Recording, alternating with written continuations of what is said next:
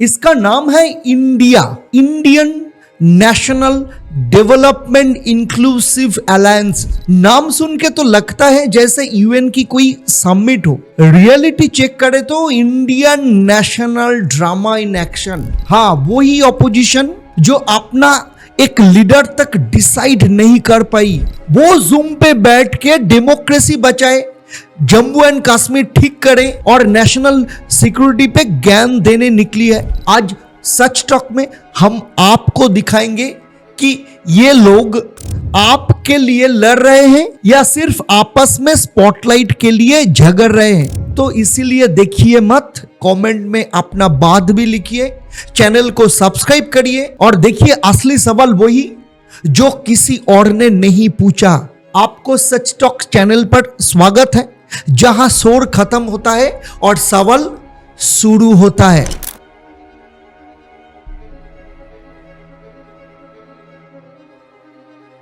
चलिए पहले बात करते हैं कि जो 19 जुलाई 2025 में 24 ऑपोजिशन पार्टीज मिलके जो वर्चुअल कॉल में मीटिंग किया, वो फॉर्मली इंडिया ब्लॉक के नाम पे Indian national development inclusive alliance नहीं, एक्चुअली उनका नाम होना चाहिए था Indian national drama in action. फिर एक्शन में उतर गए। सुनते तो लगते हैं नोबेल प्राइज मिलने वाला है, बट जैसे ही अपना एजेंडा दिखा पता चला वही पुरानी script, blame game, blame BJP, blame Modi, save democracy. NDTV और द प्रिंट के रिपोर्ट के मुताबिक ये जो एजेंडा था, एजेंडा में था पहलगाम अटैक पे गवर्नमेंट को घुसो, ऑपरेशन सिंदूर को फेल्योर दिखाना, बिहार के इलेक्टोरल रोल्स रिवीजन को वोट सप्रेशन कहना और icing on the cake Donald Trump के सीज पर रिमार्क्स को कंट्रोवर्सी बनाना। लेकिन जो जूम के अंदर दिख रहा था वो सिर्फ ब्लेम गेम की एक और रिहर्सल थी। No road map, no alternative policy, no outreach, hashtag और थोड़ा थोड़ा एक्टिंग। तो चलिए अब बात करते हैं ये जो थिएटर पहलगाम को लेकर उन्होंने ऑलरेडी शुरू किया। आज आप संसद में देखा, मीटिंग का सबसे बड़ा उनका टॉकिंग पॉइंट था पहलगाम में हुआ टेरर अटैक और उसके बाद आर्मी का ऑपरेशन सिंदूर। राहुल गांधी ने अपने टिपिकल एक्यूस्टरीज टोन में कहा कि प्राइम मिनिस्टर को खुद हाउस में आके जवाब देना चाहिए। प्रमोद तिवारी ने प्रेस कॉन्फ्रेंस में बोला silence is not option any more. News arena India report किया कि टीएमसी के अभिषेक बनर्जी ने यह तक भी बोल दिया कि इंटेलिजेंस फेल हो गई और गवर्नमेंट पेगासस स्पाइंग में बिजी थी। लेकिन वॉल स्ट्रीट जर्नल का एक लाइन याद रखिए, opposition's response to terrorism risk appearing performative and opportunistic। देखिए बात तो एकदम सही है। जब पुलवामा हुआ था तब राहुल जी कहां थे?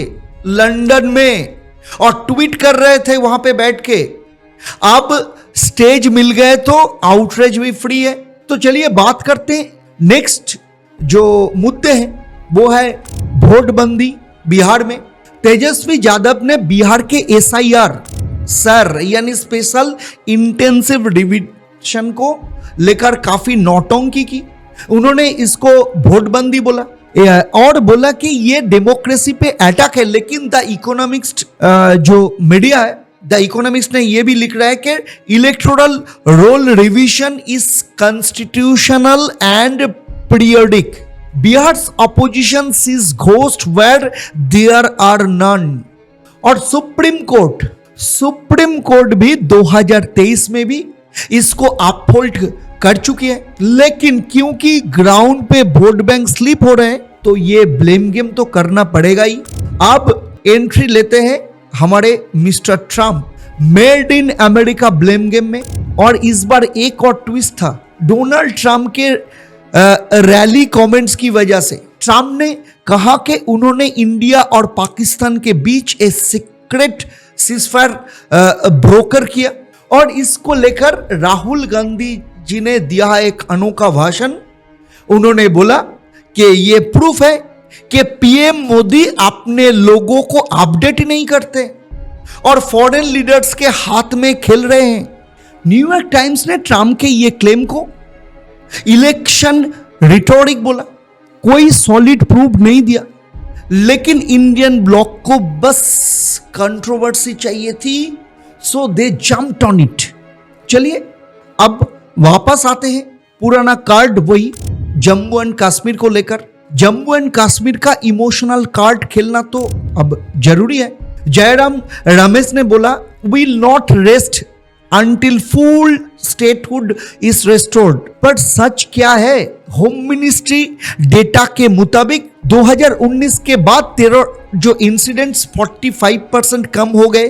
टेररिज्म हाईएस्ट पे 2023 में 2.3 करोड़ टूरिस्ट आया था। लोकल इकोनॉमी और लॉ एंड ऑर्डर में हिस्टोरिक इंप्रूवमेंट हुआ। द इकोनॉमिक्स ये लिखा है कि Congress is politically stuck on outdated Jammu and Kashmir narrative, but voters no longer believe। But Congress को तो बस एक इमोशनल स्लोगन चाहिए। चलिए अब बात करते हैं ये जो इंडी ब्लॉक, इंडी अलायंस यानी Indian national drama in action, ये जो एक्शन पे उतरा है, इनका यूनिटी क्या है? मीटिंग में पार्टिसिपेशन अगर देखेंगे तो पता चलता है कि यूनिटी सिर्फ एक मीथ है। ममता बनर्जी एब्सेंट थी, अखिलेश और स्टालिन भी गायब। ये आपने तो पहले ही एग्जिट कर दिया। अल जजीरा इंग्लिश ने ये इसको परफेक्टली समराइज किया कि इंडियाज यानी जो INDI bloc, India's unity limited in anti Modi sentiment, beyond that they stand divided. और इसमें इंडिया भारत नहीं इंडी ब्लॉक है। हाँ, इसको भी याद रखना पड़ेगा। उन लोगों को क्या बस फोटो खिंचवानी थी और हैशटैग चलवानी थी, यूनिटी के नाम पे तो गया तेल लेने। अब ये जो पार्लियामेंट जो सेशन ऑलरेडी शुरू हो गया, आज आपने देखा कि इन लोगों का ड्रामा चालू हो गया, क्योंकि मानसून सेशन शुरू हो गया, उसमें उनका जो पुराना घिसे पिसे जो काम शुरू हो गया, प्लेकार्ड, स्लोगन, वॉकआउट्स और टीवी इंटरव्यूज में डेमोक्रेसी को लेकर बड़ी बड़ी बातें। द हिंदू ने यह लिखा कि opposition has mastered the politics of noise without nuance. एक तरफ गवर्नमेंट अपना काम करेगी, बिल पास होते रहेंगे और देश आगे बढ़ेगा, दूसरी तरफ ये लोग हैशटैग और आउटरीच के साथ अपनी टीआरपी बढ़ाते रहेंगे। तो चलिए बात करते हैं आप, मैं, हम सब जो वोट देते हैं। सबसे बड़ा सवाल आपके लिए है, हम सब के लिए, वोटर के लिए है। ये जो इंडी ब्लॉक का जो डेमोक्रेसी बचाओ ड्रामा चल रहा है ना, ये आप हम लोगों के लिए है, ये उनके कुर्सियों के लिए है, या जम्मू एंड कश्मीर के शांति और प्रोग्रेस के लिए है? इलेक्टोरल रिफॉर्म्स कॉन्स्टिट्यूशन के अंदर जो हो रहा है, पार्लियामेंट को क्या चाहिए? रियल डिबेट चाहिए, हैशटैग और तमाशा नहीं। तो जब ये जो हफ्ता भर में जितने दिन मानसून सेशन रहेगा, टीवी में शाम को चलते रहेंगे, बस एक बात सोचना है आपको, बचाओ किससे और किसके लिए? क्योंकि अभी तक तो जो लग रहा है ये वो सिर्फ अपने पॉलिटिक्स को बचाने के लिए आए हैं, देश को नहीं। तो दोस्तों, आपने सुना ऑपोजिशन का डेमोक्रेसी, ये ड्रामा और ब्लेम गेम, एकदम फुल स्क्रिप्ट उनका रेडी है। लेकिन सवाल आपसे है, क्या आपको लगता है कि ये लोग सच में देश के लिए लड़ रहे हैं, ये अपने कुर्सियों के लिए या अपने कुर्सियों को बचाने के लिए? आपका कमेंट्स बहुत इंपॉर्टेंट है, तो इसीलिए कमेंट्स में जरूर लिखना। और हां, ऐसे ही असली बातें अगर सुनते रहना है तो आपको एक काम है, सब्सक्राइब बटन दबाओ और इसके साथ नोटिफिकेशन की घंटी भी बजाओ, क्योंकि ये सच टॉक है। यहां आपको मिलेगा सच, वो भी बिना फिल्टर के और न्याय एक्सपोज के साथ। नमस्कार।